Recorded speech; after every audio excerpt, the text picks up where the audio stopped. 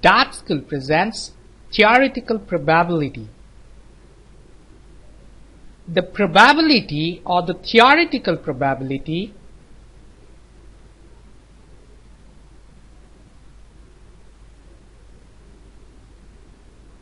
of a certain event is given by the formula number of ways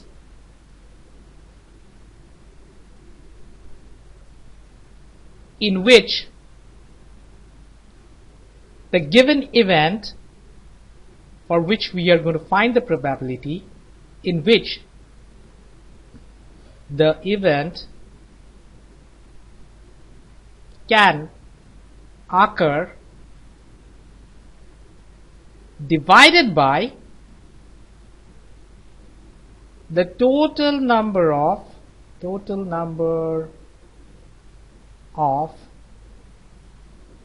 possible outcomes. So for example, if we roll a dice and we want to find out the probability of the chance that the number that shows up on the top is a multiple of 3, let's say. So let me write that down as P multiple of 3 is given as the number of ways that can happen. So when you roll a dice that has got the 6 numbers 1 through 6 on its 6 faces, the number of ways in which you can have a multiple of 3 is only 2. It can only be 3 or 6. So we have a 2 on the top, and the total number of possible outcomes obviously is 6 because you can have any number from 1 through 6. And this simplifies to 1/3 as a fraction, or 0.33 as a decimal, or 33.33% as a percentage.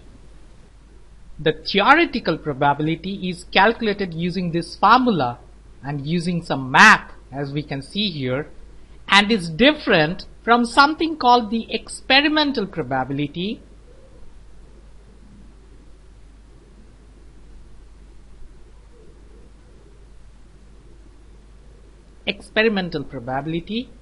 and the name indicates the probability is found out by just doing an experiment. So if you were to roll a dice several number of times and noted down how many times you would have had a 3 or a 6 that is a multiple of 3, provided you do that many times, you would be able to conclude that the number of times you see a 3 or a 6 that is a multiple of 3 is roughly equal to 1/3 of the total number of times you roll the die. So you found out the probability of the same event not using math but experimentally by doing the experiment. Let's try a couple of problems. A bag contains 4 red and 3 white balls. If a ball is chosen at random means without looking into the bag, you just choose a ball. What is the probability that the chosen ball is red in color? So we are going to say P red, the chosen ball is red in color, is equal to the number of ways in which you can choose a red ball. Obviously there are 4 ways in which you can choose the red ball because there are 4 red balls in the bag. So we have a 4 on the top of the numerator divided by the total number of ways in which you can pick a ball from the bag. And that's 4 plus 3, which is 7. So the probability that the ball that you choose is red in color is 4/7. Let's try another one. If a number is chosen at random from 1 to 10, both inclusive, what is the probability that the chosen number is prime?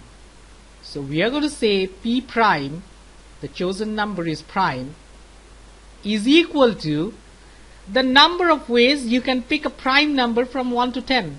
Now if you think about the prime numbers from 1 to 10, both inclusive, well, 1 is neither a prime nor a composite number, but 2 is a prime number, 3 is a prime number, not 4, but 5 is a prime number, not 6, but 7 is a prime number, not 8, not 9, and not 10. So we have 1, 2, 3, 4. 4 prime numbers out of a total of, there are 10 numbers from 1 to 10, both inclusive. That simplifies to 2/5.